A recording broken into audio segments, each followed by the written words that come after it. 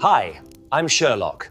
Welcome to my new mystery case. The November fog had settled thick upon Baker Street that evening, transforming the familiar gaslight into amber pools that barely penetrated the gloom. Dr. Watson found his friend Sherlock Holmes seated in his customary chair, long fingers steepled beneath his chin as he gazed into the dying embers of their fire.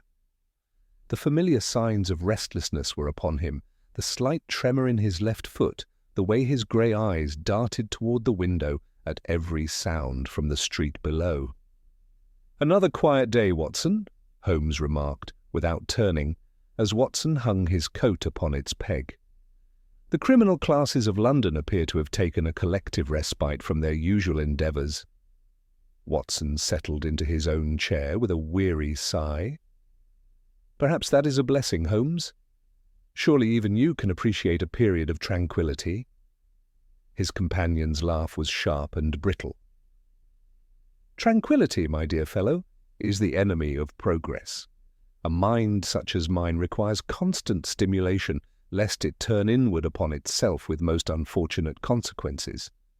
Before Watson could voice his concerns regarding Holmes's obvious agitation, a sharp rap upon their door interrupted the evening stillness.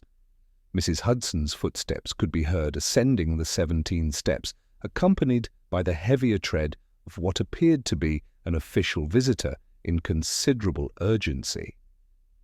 Inspector Lestrade entered their sitting-room with a look of forced composure that did not sit naturally upon his narrow features. In his hands he carried a handsome music box, fashioned in the Vienna style, with a domed lid of varnished walnut and a cherub's head carved boldly upon the front.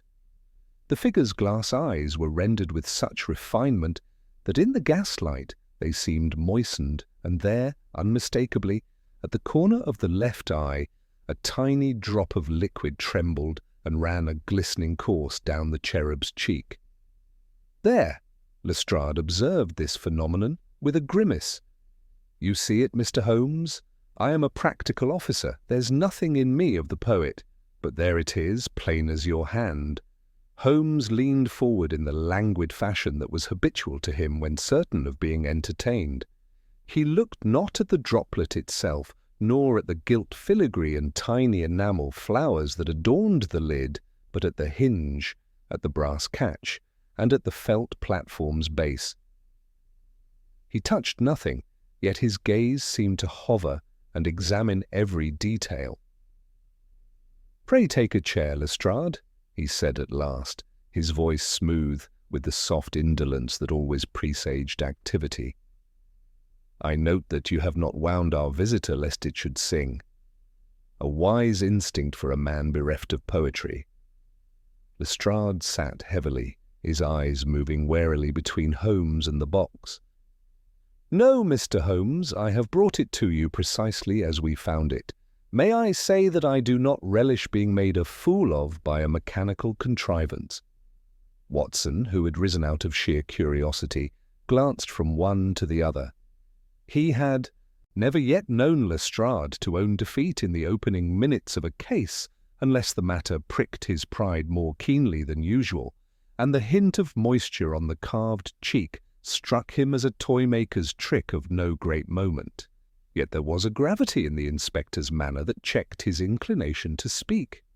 "Tell us," Holmes murmured. "Begin at the beginning. Whose are these trifles? Who is dead?" Lestrade nodded as if a weight had been shifted within him. "Sir Felix Merrow of Wandsworth, a retired shipbroker and patron of music, knighted for services to the Admiralty during the Egyptian business, found this morning at 5:15, dead in his study.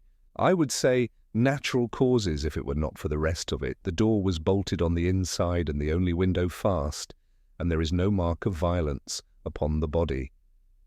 "Another locked room, my dear Watson," Holmes said, his eyes momentarily brightening. "And yet you bring me a music box." "I bring you the music box because of the tears," Lestrade returned with barely controlled impatience. "Because of the tears, and because the thing was playing of its own accord when we forced the door. The night housekeeper swears she heard it, a tune, soft-like, as if someone had muffled it. She thought it was Sir Felix, who had the habit of setting it going when his dinner settled uneasy. When they broke in, there he was at his desk with his head upon his arm, and this upon the blotter before him, the lid up, and the little notes as plaintive as a child. Holmes inclined his head as if to a point in a lecture that he had anticipated. And the tears? Salt-stained, mind you, like sea-water dried upon a pier plank. The divisional surgeon says he can't account for a man dropping dead at his desk with nothing in him that shouldn't be there, and certainly nothing to explain why his music box should weep. Watson found his medical scepticism less comfortable than usual. There was no breeze in that snug sitting-room, no kettle steaming, yet the droplet glittered and fell in defiance of common sense. He bent at last and brought his nose close to the cherub's cheek, detecting a faint tang to the air, such as he might have associated with a damp day on the Thames. "You have brought the box as it was found, Lestrade, and you say it was playing when you entered. Has anyone wound it since?" Holmes asked. "No."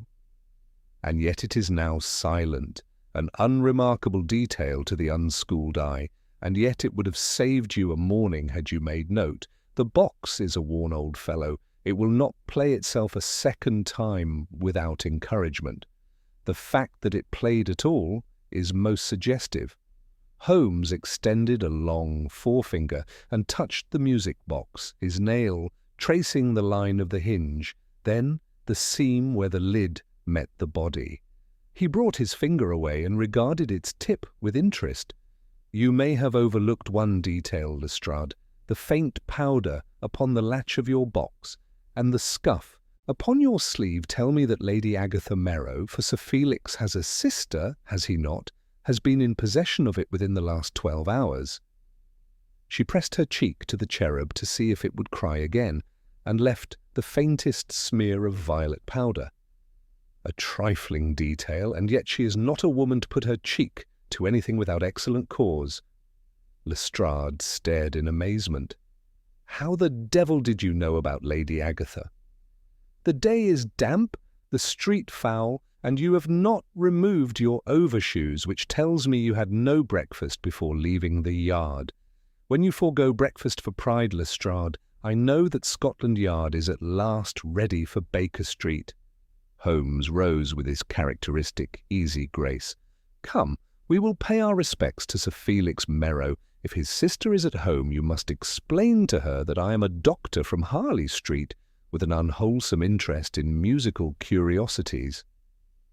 As they prepared to depart, Watson glanced back at the music box upon their table. The cherub's solemn little face seemed to watch them with its glistening eyes, and another droplet had formed where the first had hung and fallen. In the gaslight, it trembled like a living thing, defying every law of mechanics and reason that Watson's practical mind could summon. The fog had thickened as they descended to the street, curling about the hansoms and pedestrians like the breath of some great slumbering beast. Holmes pulled his hat low over his brow, and Watson noted with familiar anticipation the spring in his friend's step that told him more clearly than words that the game was afoot. The hansom cut through London's fog-shrouded streets, its wheels hissing against the wet cobblestones as amber gaslights flickered past like distant stars. Holmes sat in contemplative silence, his sharp profile occasionally illuminated by the passing street lamps, while Lestrade clutched the music box with obvious unease. The inspector's demeanour struck Watson as markedly different from his usual professional bluster. Tonight there was genuine perplexity in his manner, the kind that comes when a practical mind encounters phenomena that challenge the very foundations of rational thought. "Tell me, Lestrade," Holmes said suddenly, his voice cutting through the rhythmic clatter of hooves. "Sir Felix's household, who comprises it?" Lestrade consulted his notebook. Lady Agatha Merrow, his sister, in residence since spring, a nephew, Lionel Merrow, recently returned from Marseille with some mercantile business. The butler Hargreaves has served the family 15 years, and Mrs. Pemberton keeps house at night. There's also a private secretary, Owen Vale, recommended by Sir Felix's banker and employed since October. Recent additions to an established household, Holmes murmured. And the nephew's whereabouts last evening? Left for town at dusk, didn't return until this morning, when he learned of his uncle's death. Holmes nodded thoughtfully. "Oh, man of meticulous habits," you said, "yet found with his door bolted from within. The contradiction intrigues me." As their cab turned into the tree-lined avenue of Wandsworth, Watson observed the substantial Georgian mansion that had been Sir Felix Merrow's final residence. Even through the fog, the property spoke of refined taste and considerable means. A uniformed constable admitted them, and they were met in the entrance hall by a woman whose bearing, despite evident distress, retained the dignity of good breeding. Lady Agatha Merrow was perhaps 50, her grey hair arranged with precision that could not entirely disguise the strain of recent events. Watson noted immediately the faint violet powder at the corner of her handkerchief, the same trace Holmes had detected on the music box. "Inspector Lestrade," she said, her voice carefully controlled. "You've returned with assistance, I see." "Dr. Watson," Holmes replied with a courteous bow, "and I am a consulting detective. We hope to examine your brother's study with your permission." Her gaze flickered to the music box in Lestrade's hands, and Watson saw her composure waver slightly. "Of course. Hargreaves will show you. I heard nothing until Mrs. Pemberton raised the alarm. Felix often wound that little machine when he couldn't sleep. It seemed harmless enough." The butler, tall and precise despite his years, led them to the study. The room bore the character of its late owner. Leather-bound volumes lined the walls, maritime charts decorated the spaces between bookcases, and a massive mahogany desk dominated the centre.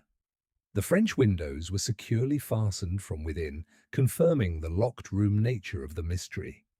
Holmes moved immediately to the desk, his keen eyes surveying the scene where Sir Felix had breathed his last. The body had been removed, but everything else remained undisturbed. The blotter showed the faint impression where the music box had rested, and Watson could see tiny salt stains marking where the mysterious tears had fallen. The chair was drawn close, Holmes observed, noting faint drag marks on the carpet. Yet the casters are stiff with disuse. Someone took care with the positioning. He circled the desk slowly, then paused at the fireplace. "Lestrade, observe the fender." Watson followed his friend's gaze to see a dark smear along the brass edge, barely visible in the lamplight. "Tar," Holmes said, producing his pocket lens. "And here?" He indicated a fine black thread caught where the hearthrug met the skirting.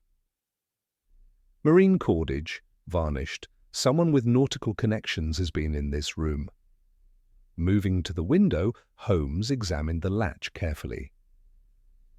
No disturbance of the putty, yet here's a fresh smear on the metal, lacking dust. Someone tested this fastening recently. He knelt at the sill, touching a finger to a white residue that had dried there. "Salt again, Watson."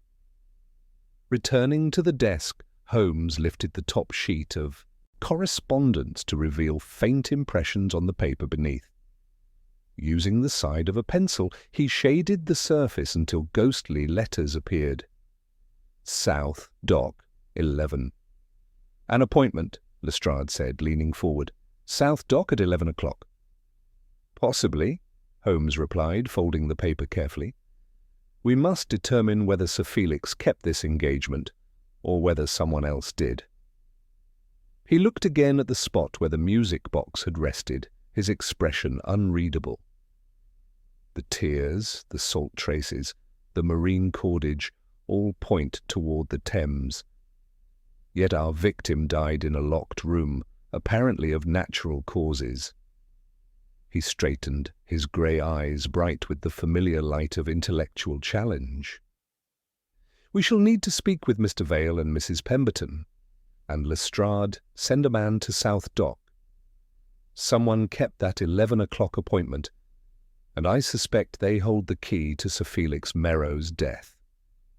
As the constable departed with his message to South Dock, Holmes turned his attention to the household staff who awaited questioning in the morning room.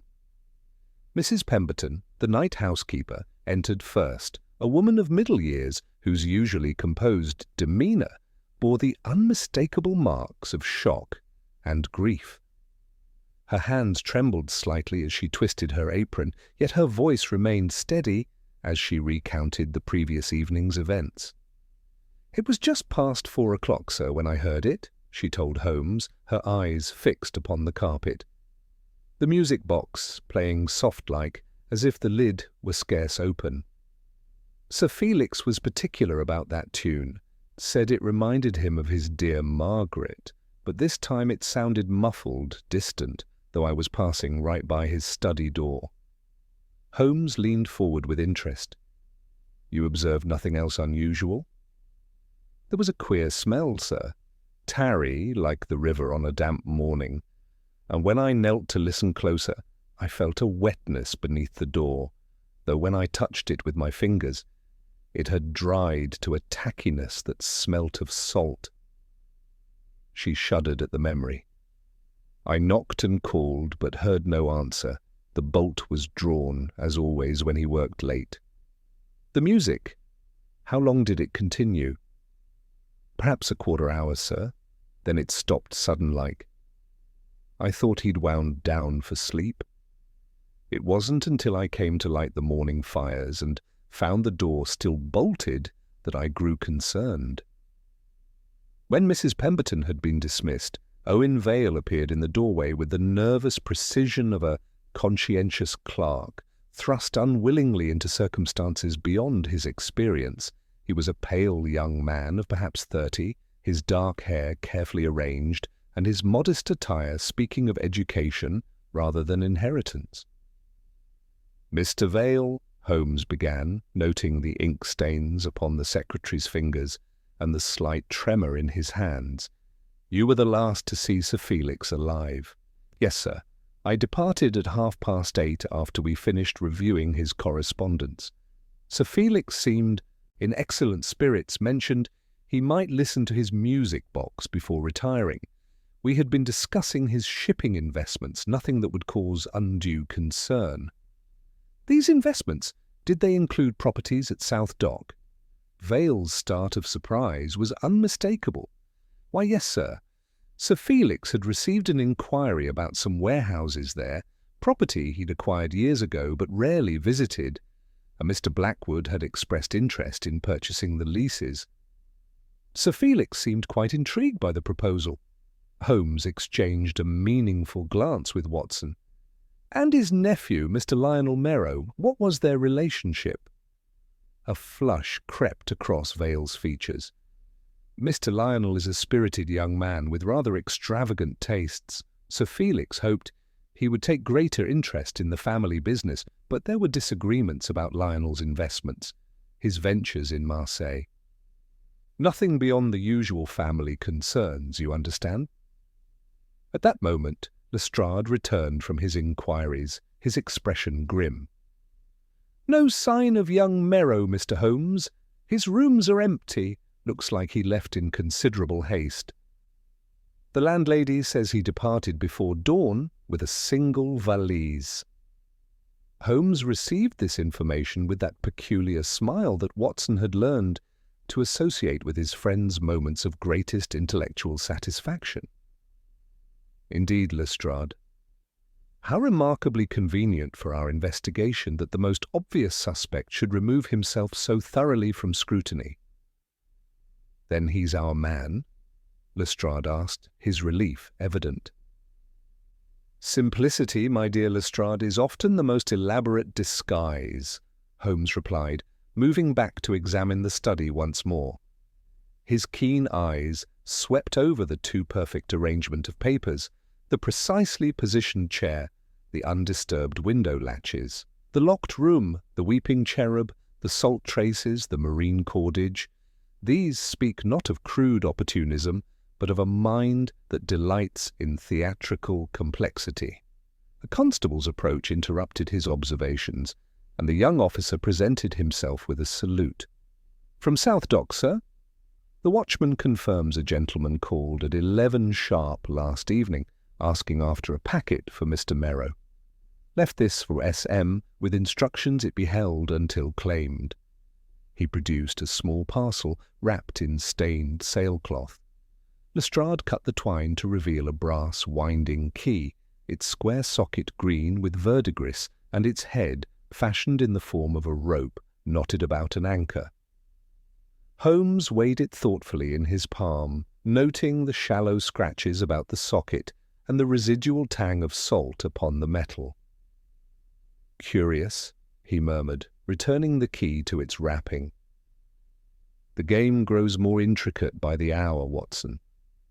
Someone has taken considerable pains to weave a web of maritime associations around Sir Felix's death. The question remains, are we meant to follow this thread, or does it lead us deliberately astray?" Holmes examined the brass key with the methodical precision that Watson had witnessed in countless investigations, yet something in his manner suggested this particular artifact held significance beyond its obvious maritime symbolism. The detective's long fingers traced the anchor-shaped head, pausing at a deliberate notch that appeared filed rather than worn by natural use. "Observe, Watson," he said quietly. "The patina upon this key tells a fascinating story. Note how the verdigris has settled unevenly, heaviest upon the shank yet conspicuously absent from the decorative head. This key has spent considerable time immersed in salt water, yet has been polished recently, within the last fortnight I would venture." Holmes moved to the music box and attempted to fit the key to its winding mechanism. The key entered partially before meeting resistance. "Too coarse by a hair," he murmured, withdrawing it with care. "The pitch is wrong. Our parcel from South Dock is indeed a message, Inspector, but not intended for this particular instrument." At Holmes's request, Hargreaves was summoned once more. The butler's composed demeanour remained intact as Holmes inquired about recent visitors, particularly those of nautical bearing. After a moment's consideration, Hargreaves confessed that 2 evenings prior, a gentleman of rougher aspect had presented a card bearing only an address in Rotherhithe and a printed device of an anchor entwined with laurel. "Sir Felix received him briefly," Hargreaves explained, "and thereafter wrote several notes, sending me to the telegraph office.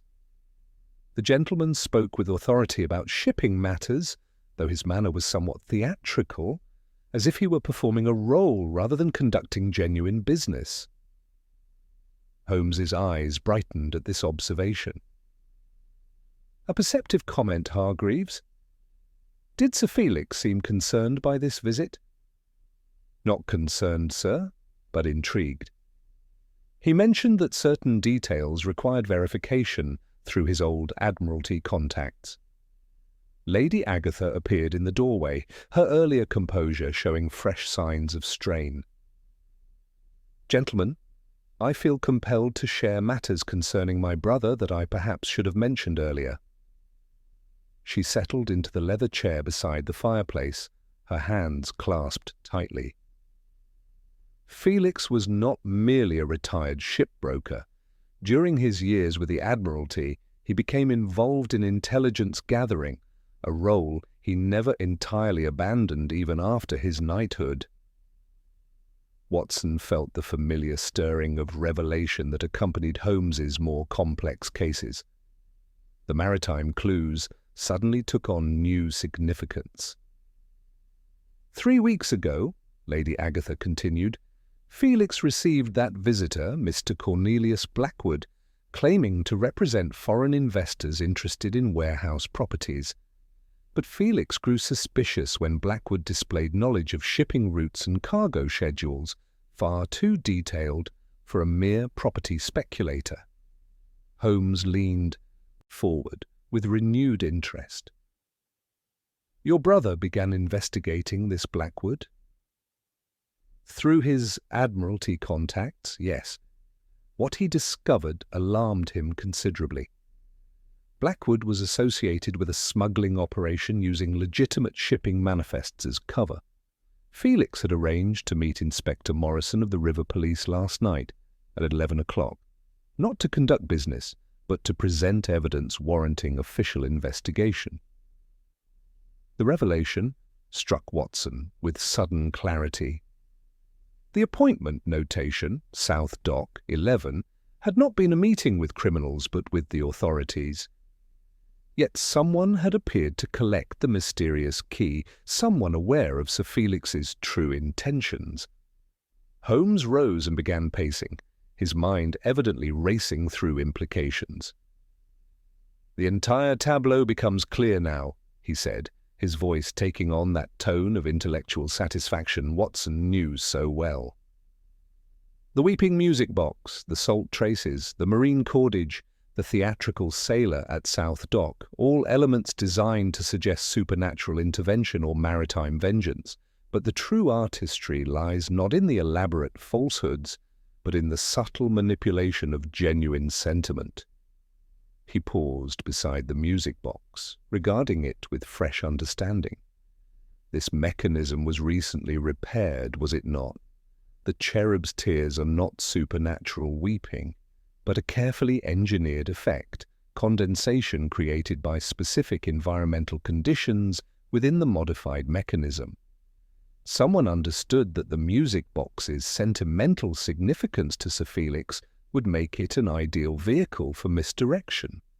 Holmes knelt beside the study door, examining the bolt mechanism with his lens. Here, graphite upon the faceplate, applied to ensure smooth operation, and caught in this splinter a strand of pale silk. He extracted the fibre with delicate precision. Our locked room was indeed locked, but not from within at the crucial moment. A constable's urgent approach interrupted his examination. "From South Dock, sir. The warehouse next the old cooperage, one of Sir Felix's properties, was found with its padlock sawn and a lantern dropped inside, signs of hurried searching and tar footprints leading to the river stairs. The watchman swears he heard a music box melody drift across the water before going silent." Holmes's expression became very still, that peculiar alertness that preceded his most decisive actions. "Watson, your coat. Lestrade, bring your men and that key. Our theatrical friend has made one final performance, and I suspect the curtain is about to fall on this elaborate charade." As they prepared to depart, Holmes cast one last glance at the music box. "The question is no longer who killed Sir Felix Merrow, but whether we can reach South Dock before our culprit realizes that the very complexity of his deception has become the thread by which we shall unravel his carefully woven web." The fog had thickened to an almost impenetrable wall as they emerged into the London night, and Watson could not shake the sensation that they were rushing toward a confrontation that would test not only Holmes's deductive powers, but his ability to see through the most sophisticated theatrical deception of his career. The journey through London's fog-shrouded streets took on an almost spectral quality as their hansom navigated the increasingly narrow lanes leading toward the Thames. The familiar sounds of the city became muffled and distorted, while the acrid smell of coal smoke mixed with the brackish tang of river air grew stronger with each turn of the wheels. Holmes sat in contemplative silence, his sharp profile occasionally illuminated by the passing street lamps, while Lestrade clutched both the music box and the mysterious brass key with evident unease. As they approached South Dock, Watson observed how the fog seemed to gather more thickly here, as if the Thames itself were breathing out the accumulated moisture of centuries. The gaslight became sporadic, then disappeared entirely leaving only the occasional glimmer from a watchman's lantern to guide their passage. Their driver, clearly uncomfortable with the conditions, brought the hansom to a halt some distance from their destination, forcing them to complete their journey on foot through the treacherous, fog-bound streets. Inspector Morrison of the River Police awaited them near the entrance to the old cooperage, a compact figure with a resolute jaw and the wary eyes of a man accustomed to the Thames's deceptions. He greeted Lestrade with the brief clasp of professionals and touched his hat to Holmes, whose glance had already travelled from the broken padlock on the warehouse to the black smear along the nearest bollard. "I had your message, Mr. Holmes," Morrison said, his voice carrying the authority of long experience. "There was no meeting with Sir Felix last night. Instead, at 10 minutes past 10, a note arrived by messenger saying, 'Mr. Merrow begged me delay until midnight, and that a gentleman might call on his behalf at 11 to leave a token for identification. I mistrusted the arrangement, kept my men out of sight.'" Holmes examined the paper Morrison produced, holding it close to the lantern light. "A facsimile of Sir Felix's hand to the ordinary eye," he murmured, "but the slope is a fraction more upright, and the terminal flourish on the M is cramped where our dead man habitually let it swing. You did well to mistrust it, Inspector. The author had access to Sir Felix's notepaper and a specimen of his handwriting." They entered the warehouse, their boots sounding dull on the damp boards. The interior revealed the aftermath of a systematic but hurried search. Valuable cargo lay untouched while every concealed cavity had been explored, suggesting their intruder sought something specific rather than mere plunder. Holmes moved directly to a section where loose planking revealed a shallow recess behind the wall. "Here is where our theatrical friend began," Holmes observed, kneeling to examine the hiding place with his lens. "And here." He reached into the recess and withdrew a brass-cornered chest of weathered oak, its lid bearing the ghost of a painted anchor entwined with laurel. The true object of tonight's desperate search. Holmes tested the simple hasp, then ran his nail along the escutcheon. "A spring plate under a false lip," he said, producing the anchor-headed key. The square socket took the hidden catch with a satisfied click, and the lid rose to reveal the carefully arranged contents within. Soft packing straw, a blown glass vial stoppered with wax, a narrow brass ratchet, and a cylinder wrapped in oiled silk. "Glycerin and salt," Holmes announced after examining the vial, then turned his attention to the wrapped cylinder. "And here, Watson, lies the heart of our mystery." He unrolled the oiled silk to reveal a studded barrel no larger than a man's palm. A tune encoded for a modest mechanism. Not Sir Felix's music box, but a secondary device designed to create the illusion of supernatural weeping. Holmes lifted the glass vial again, noting its contents. The glycerine, when mixed with salt water and subjected to specific temperature changes, creates condensation that appears as tears upon a carved surface. Combined with this modified musical cylinder, our culprit created a most convincing theatrical effect. Watson felt the familiar thrill of revelation as the pieces fell into place. The cherub's tears were not supernatural at all, but a carefully engineered deception.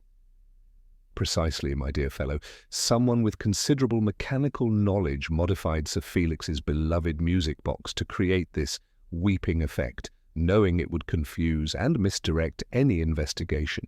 The salt traces throughout the house, the marine cordage, even the theatrical sailor at South Dock, all elements designed to suggest some maritime vengeance while concealing the true motive."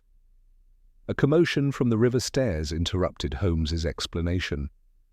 Two of Morrison's men were hauling a sodden figure from the Thames, a young man whose fair hair clung like seaweed to his brow. When the lantern fell upon his face, Lestrade gave an exclamation of recognition. "Lionel Merrow," the inspector breathed. The young man coughed violently, bringing up brackish water and gripped Morrison's sleeve with desperate strength. "Don't let him near me," he gasped. "Blackwood, he's mad. He thinks I have proof." He broke off to shudder, his teeth chattering from cold and terror. Holmes examined the raw bands around Lionel's wrists, evidence of recent restraint, and extracted a pale silk fibre from the welts. "The same thread we found in Sir Felix's study," he observed quietly. "Mr. Merrow, where did you receive your summons tonight?" Lionel's eyes rolled with the fear of a hunted animal. "A note, left at my rooms, said my uncle had discovered proof of my debts, that he would make amends if I came at once to Rotherhithe Stairs. A man with false whiskers met me. I could smell the spirit gum. He said there was danger. Then everything went black. I woke choking in the river." From across the fog-shrouded water, faint and uncanny, there drifted the wisp of a familiar melody, the same plaintive phrase that had haunted Sir Felix's study. The sound died as suddenly as it had come, swallowed by the Thames mist, but its message was unmistakable. Holmes's expression became very still, that peculiar alertness that preceded his most decisive actions. "Our theatrical friend makes his final performance," he said softly. "Inspector Morrison, take Mr. Lionel Merrow into protective custody. Treat him as a witness, not a suspect. Lestrade, signal your men. We have a boat to intercept." As the distant music box melody faded into the fog, Holmes turned toward the river with the focused intensity of a predator who has finally cornered his quarry. "The game draws to its close, Watson. Our culprit's elaborate deception has become the very thread by which we shall unravel his web of lies." Failed to fetch, the journey back to Scotland Yard passed in contemplative silence, their police launch cutting through the retreating fog as the first pale light of dawn touched the Thames. Vale sat between two constables with the resigned dignity of a man whose elaborate performance had finally reached its conclusion, while Holmes remained at the bow, his sharp profile etched against the gradually lightening sky. The modified music box rested carefully in Watson's hands, its cherub's face no longer weeping, but bearing silent witness to the complex tragedy that had unfolded. At Scotland Yard, Vale's formal confession proved as methodical and precise as the crime itself had been. Seated in the stark interrogation room, he detailed the mechanical modifications he had made to Sir Felix's beloved music box with the dispassionate precision of an engineer describing a technical innovation. The glycerin reservoir, the miniature heating element powered by a concealed battery, the careful calibration required to create the condensation effect that had produced the cherub's mysterious tears, all were explained with a craftsman's pride that seemed oddly at variance with the magnitude of his crime. "The locked room presented the greatest challenge," Vale continued, his voice steady despite the gravity of his situation. "I utilized a length of braided silk cord, threaded beneath the door, and looped around the bolt mechanism. The graphite I applied ensured silent operation, while a swift pull from the corridor drew the bolt home after I had arranged Sir Felix in his final tableau. The cord could then be retrieved entirely, leaving no trace of external manipulation." Holmes listened with that peculiar intensity Watson had observed countless times, yet something in his manner suggested that Vale's technical explanations, comprehensive though they were, failed to address the deeper currents of the case. When the confession concluded, Holmes requested a private word with Inspector Lestrade, leaving Watson to observe their prisoner with growing unease. "There is something incomplete about his narrative," Holmes said quietly as they stepped into the corridor. "Vale's methods demonstrate considerable ingenuity, yet his emotional detachment when describing the crime strikes me as forced. A man who would go to such elaborate lengths to create a worthy death for his victim suggests deeper personal investment than mere criminal necessity would warrant. Their discussion was interrupted by the arrival of Lady Agatha Merrow, who had come to Scotland Yard with information she deemed crucial to understanding the case. Her composed exterior bore signs of a sleepless night, and her hands trembled slightly as she requested a private audience with Holmes and Watson. "Gentlemen," she began once they were seated in Lestrade's office, "I must share something about Owen Vale that may illuminate his actions. He was not merely my brother's secretary, he was Felix's natural son, born of a liaison in his youth. Felix acknowledged the relationship privately only recently when he began to suspect Owen's involvement with criminal elements. The revelation struck Watson with the force of sudden understanding.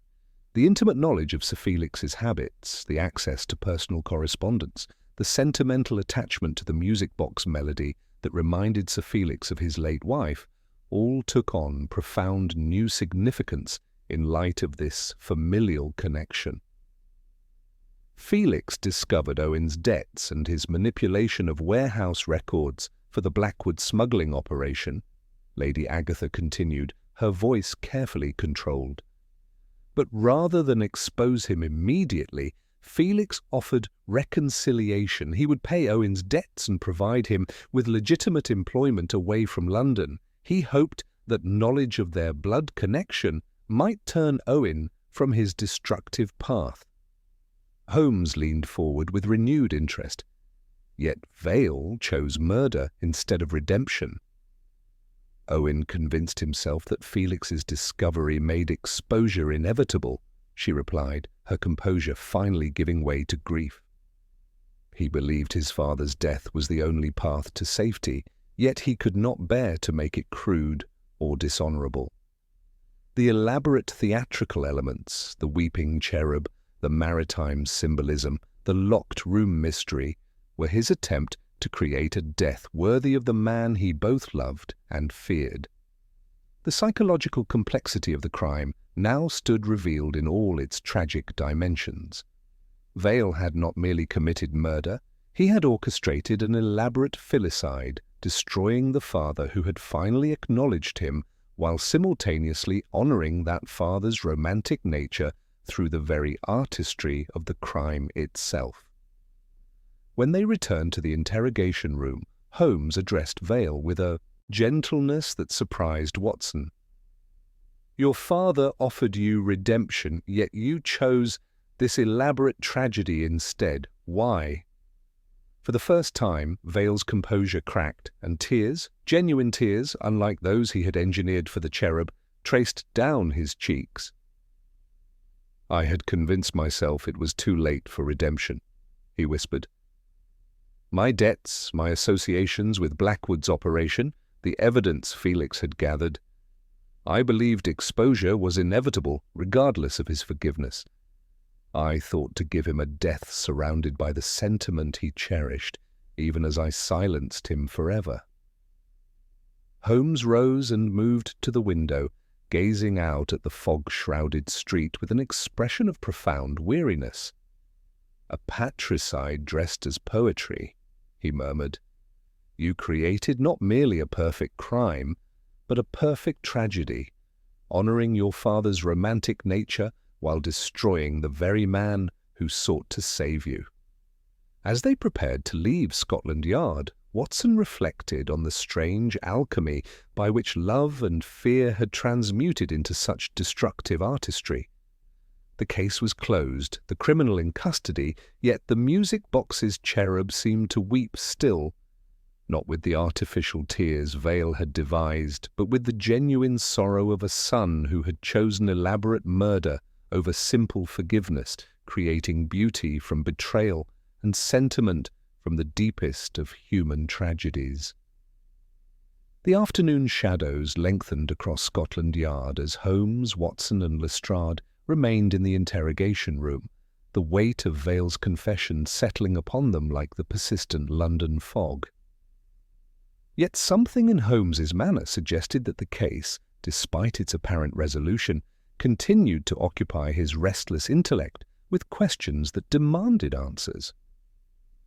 "There is one detail that troubles me," Holmes said quietly, his grey eyes fixed upon Vale with that penetrating intensity Watson had observed countless times before.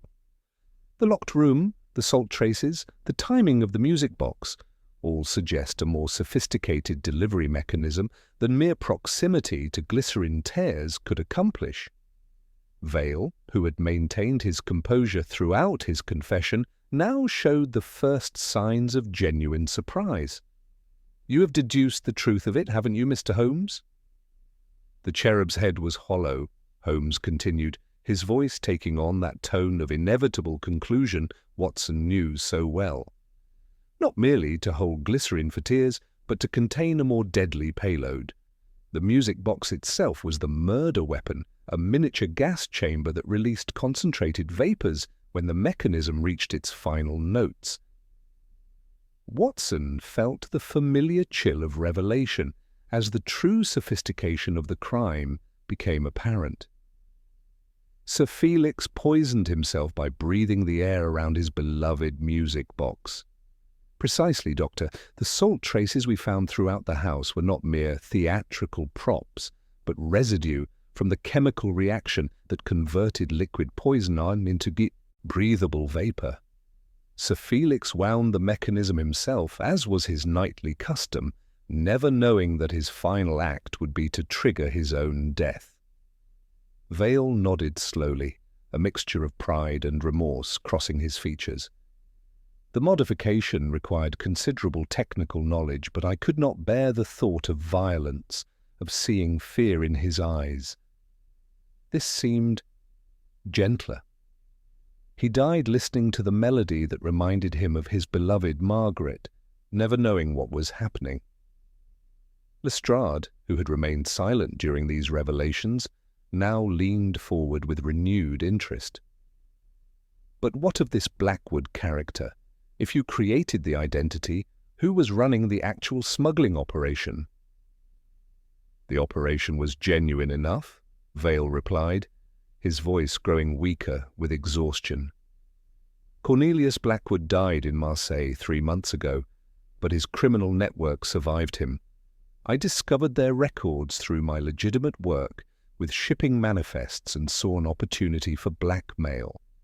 When Sir Felix began investigating, I assumed Blackwood's identity to approach him, using knowledge gained from the real smuggling operation to create a convincing performance." Holmes rose and moved to the window, gazing out at the fog-shrouded street with that distant expression Watson had learned to associate with his friend's most profound insights. "So you created an elaborate fiction, the mysterious maritime villain, the supernatural elements, the locked room mystery, all to transform a simple blackmail scheme into something worthy of your father's romantic imagination." "Even in death," Vale whispered, his composure finally cracking. "I could not bear to disappoint him with the truth of my mediocrity. Better to be remembered as a theatrical villain than a common criminal." As they prepared to leave Scotland Yard, Lady Agatha Merrow arrived with additional information that would prove crucial to dismantling the remaining criminal network. The real Blackwood's associates, unaware of their leader's death or Vale's impersonation, continued to operate from warehouses along the Thames.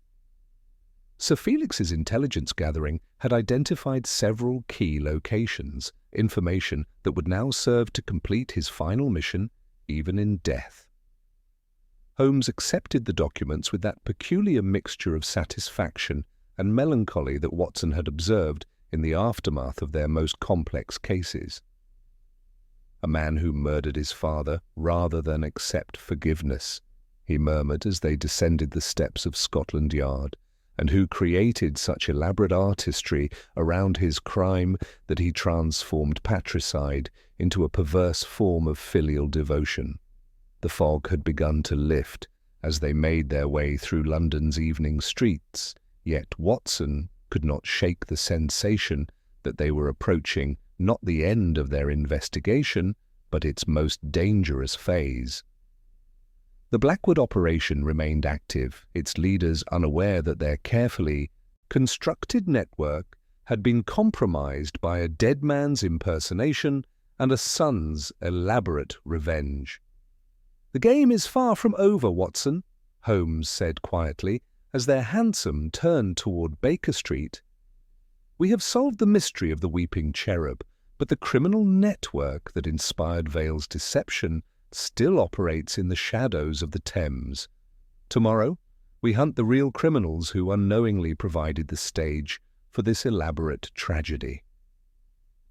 The morning light, streaming through our Baker Street windows, found Holmes in his element, surrounded by the intelligence documents Lady Agatha had provided, his sharp mind already weaving the threads of Sir Felix's final investigation into a comprehensive understanding of the Blackwood network.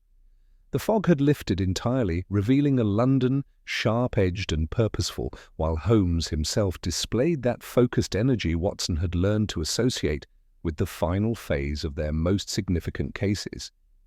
Sir Felix's work was more thorough than we initially realized, Holmes observed, his finger tracing shipping routes across a detailed Thames chart. 3 primary warehouses, coordinated timing with specific tide schedules, and a communication system using modified maritime signals. The real Blackwood operation demonstrates the very sophistication that Vale attempted to mimic in his theatrical performance. Watson studied the documents with growing appreciation for the dead man's methodical approach. The network extended far beyond simple smuggling, forged manifests, compromised customs officials, and a financial structure that channeled illegal profits through legitimate shipping firms. Sir Felix had identified not merely the crime, but its entire architecture. "Observe the pattern," Holmes continued, indicating a series of warehouse locations marked in red ink. Bell Wharf appears repeatedly in Sir Felix's notes, always in connection with the phrase "final repository." If we are to strike at this network, that is where we must focus our attention. Holmes rose with that characteristic energy that preceded his most decisive actions. "Lestrade, send word to Inspector Morrison. We shall need the river police at Bell Wharf by 8 this evening. And bring me writing materials. Vale's confession included samples of his handwriting, and I believe we can turn his talents to more constructive use." The plan Holmes devised was elegant in its simplicity. Using Vale's precise handwriting as a guide, he crafted a message that would appear to come from the imprisoned secretary, instructing the Blackwood associates to transfer their ledger chest to Bell Wharf for emergency relocation. The note bore all the hallmarks of Vale's educated script, complete with the subtle maritime references that had characterized his earlier communications. As dusk settled over London, Holmes, Watson, and Lestrade positioned themselves within the shadowed confines of the Bell Wharf warehouse. Holmes had adopted the rough appearance of a riverman, his face darkened with lamp black and his usual fastidious dress replaced by the coarse clothing of the docks. The brass ratchet recovered from the cooperage chest rested in his palm, ready to provide the musical signal that would complete their deception.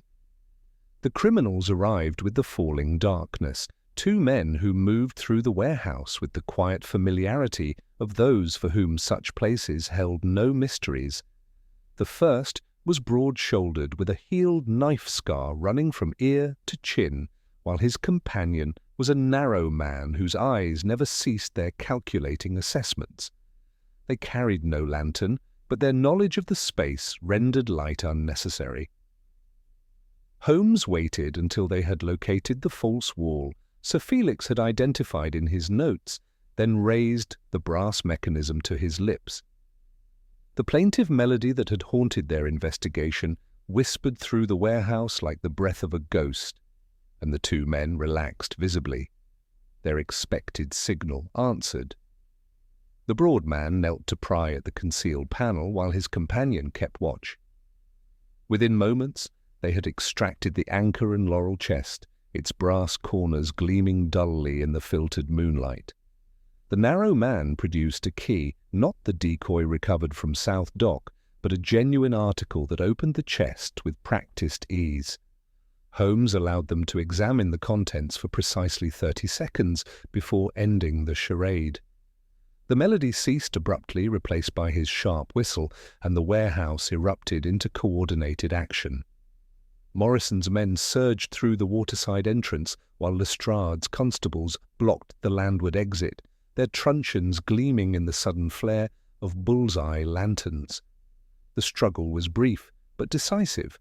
The scarred man struck once before being overwhelmed, while his calculating companion raised his hands with the resignation of a professional who recognized inevitable defeat. Within minutes, both were secured, and the chest containing Sir Felix's carefully gathered evidence was in official hands. "You'll find the rest at Wapping Old Stairs," the narrow man offered, with fatalistic pragmatism once his wrists were bound. "We were to run the lot upstream on the 9 o'clock tide." He nodded toward the ledger with contempt. "You won't like the names in that book, Inspector. Not if you value your sleep." Holmes examined the recovered documents with satisfaction. "Send word to Wapping immediately, Lestrade. The network extends further than these two, but Sir Felix's intelligence provides everything necessary to dismantle their entire operation." The net closed with gratifying efficiency. Before midnight, 3 additional arrests had been made along the river, and the customs house at Blackwall reported the seizure of contraband worth several £1,000s. The Blackwood network, which had operated with impunity for months, crumbled within hours once its central coordination was disrupted. Back at Baker Street, Holmes placed the modified music box upon their table, where it sat quietly among the chemical apparatus and scattered papers. The cherub's glass eyes seemed innocent now of the dark purposes they had served, yet Watson could not look upon the carved face without remembering the artificial tears that had first drawn them into this labyrinthine case. "The mechanism continues to fascinate," Holmes observed, touching the cherub's cheek with one long finger. Vale's glycerin salt mixture created a self-sustaining cycle of condensation, activated by the warmth of human contact. Lady Agatha's examination provided both the moisture and temperature necessary to restart the effect, while her violet powder advertised the experiment to my trained eye. Watson lifted the anchor-headed key, turning it thoughtfully in the lamplight. "And this?" "It opened nothing we found, yet it unlocked everything that mattered." "A metaphor rendered in brass," Holmes replied, his voice carrying that note of melancholy that had coloured their entire investigation. Vale appreciated such ironies. He scattered maritime symbols throughout his performance like a dramatist arranging stage properties, yet the Thames itself remained indifferent to his theatrical ambitions. It carries truth and falsehood with equal facility. Lestrade arrived near dawn with news of the final arrests and a handshake that, coming from him, constituted the highest praise. Lady Agatha had sent word that the music box should remain at Baker Street until its memories ceased to cause pain, while Lionel Merrow, cleared of all suspicion, had been reunited with his aunt, and the inheritance his foolishness had nearly cost him. Holmes moved to his violin, drawing the bow across the strings with a whisper of sound, before setting the instrument aside. "We have accomplished, I believe, all that mortals may achieve. Vale's fate now rests with the courts, who must find their own path between tragedy and justice." He turned to the window, where the first pale light of dawn was beginning to dissolve the last wisps of fog. "There is an old superstition that the Thames claims what is owed to it, but that is mere poetry, Watson. Men pay their own debts, and sometimes they pay them with the most exquisite artistry." You speak with unusual compassion for a murderer, Watson observed. For a misapplied genius, Holmes corrected gently. Talent without conscience becomes mere machinery, my dear fellow. The melody may be beautiful, but if the cylinder is improperly set, it will grind a life to powder. He reached to close the cherub's lid, and their sitting room fell quiet, save for the gentle hiss of the gaslight. Come, the morning papers will have their fill of weeping angels and maritime mysteries. Let us provide them instead with the plain facts, and then, if Mrs. Hudson can be persuaded to forgive our nocturnal adventures, a proper breakfast. As Watson prepared to record the final details of their most unusual case, he reflected on the strange alchemy that had transformed love into murder, sentiment into deception, and a simple music box into the centerpiece of the most elaborate criminal performance of their careers. The cherub would weep no more, but its tears had revealed truths about the human heart that no amount of scientific analysis could fully explain. The weeks following Owen Vale's arrest brought a peculiar quiet to Baker Street, broken only by the occasional plaintive melody that drifted from the music box Holmes had taken to winding during his evening contemplations. The mechanism no longer wept. Holmes had carefully dismantled Vale's ingenious condensation apparatus, yet something in the cherub's carved expression seemed to retain a melancholy awareness of the tragedy it had witnessed. On a grey November afternoon, as London fog pressed against our windows like the breath of some great brooding presence, Holmes finally offered his complete analysis of the case that had so thoroughly challenged our understanding of both mechanical ingenuity and human nature. "The beauty of Vale's deception, Watson," he began, settling into his chair with that languid grace that preceded his most profound observations, lay not merely in its technical sophistication, but in his intimate understanding of sentiment as a weapon. Observe how every element served dual purposes. The salt traces suggested maritime vengeance, while concealing the chemical residue of his condensation system. The locked room implied supernatural intervention, while disguising the simple mechanics of a silk cord and graphite-smoothed bolt.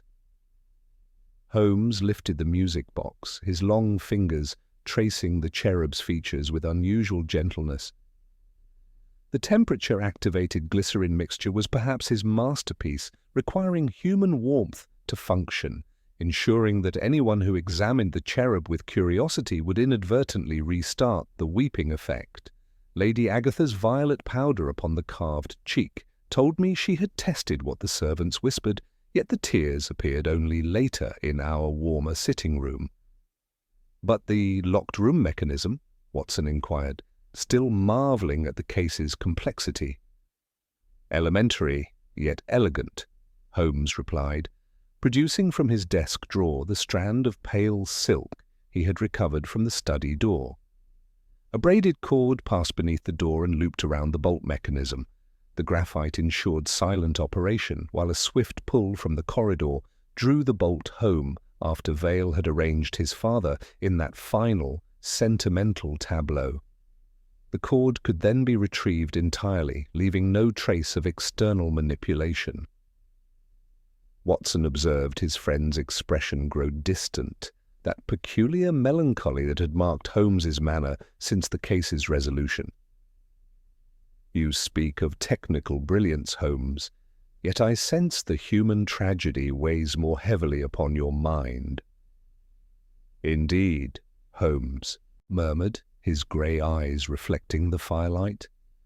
For all his mechanical genius, Vale's greatest tragedy was not the murder itself, but his inability to accept the redemption that was offered. Through my inquiries at the Admiralty, I learned that Sir Felix had recently discovered Owen's parentage and, far from rejecting this unexpected heir, had arranged to clear his debts and provide legitimate employment. The old man went to his study that final evening, not to work, but to await his son's arrival. The music box wound as their agreed signal. The revelation struck Watson with devastating clarity. Sir Felix arranged his own death by creating the very conditions Vale required for his elaborate murder. Precisely. The locked room, the sentimental setting, even the timing, all were unconsciously provided by a father hoping to save his wayward son. Vale transformed an act of love into the instrument of his own damnation, creating the perfect crime only to discover that perfection in murder is merely another form of spiritual suicide. Holmes rose and moved to the window, gazing out at the fog-shrouded street with that distant expression Watson had learned to associate with his friend's deepest insights. The courts have judged Owen Vale according to law, sentencing him to transportation. Yet the true judgment was rendered the moment he chose elaborate revenge over simple forgiveness. He created a weeping angel through mechanical artifice, yet could not create the miracle of grace that might have saved both father and son. A sharp rap upon their door interrupted Holmes's meditation, and Mrs. Hudson entered, bearing the afternoon post. Among the usual correspondence lay a letter bearing the familiar crest of Scotland Yard, which Holmes opened with that quickening of interest Watson had observed countless times before. "Lestrade writes with news of a curious matter in Hampstead," Holmes announced, his manner already shifting toward the focused energy that preceded their adventures. "A locked conservatory, a missing orchid collector, and what appears to be a greenhouse that waters itself with tears. Rather less elaborate than our recent theatrical performance, yet perhaps equally instructive in its own botanical fashion." Watson reached for his notebook, feeling the familiar stirring of anticipation. As Holmes moved toward his coat with that characteristic spring in his step, Watson cast one final glance at the music box upon their table. The cherub's face bore no trace of moisture, yet its carved features seemed to hold within them all the tears that mortal hearts must shed for love offered too late, for redemption rejected, and for the inexplicable capacity of human genius to transform sentiment into the most beautiful and terrible of deceptions. "Come, Watson," Holmes called from the doorway, his voice carrying that note of intellectual hunger that marked the beginning of each new mystery. "The game is afoot once more, and I suspect this greenhouse weeps for rather more prosaic reasons than our musical cherub, though in my experience the simplest tears often conceal the most complex truths." As they descended the 17 steps to Baker Street, Watson reflected that some cases, like certain melodies, continue to resonate long after their final notes have faded. The music box would remain silent now, its mechanical tears forever stilled, yet the human mysteries it had revealed, the strange alchemy of love and betrayal, the tragic beauty of misapplied genius, and the eternal question of whether redemption can triumph over the elaborate architectures of guilt, would echo through their memories like a plaintive refrain that no amount of scientific analysis could fully explain or entirely silence.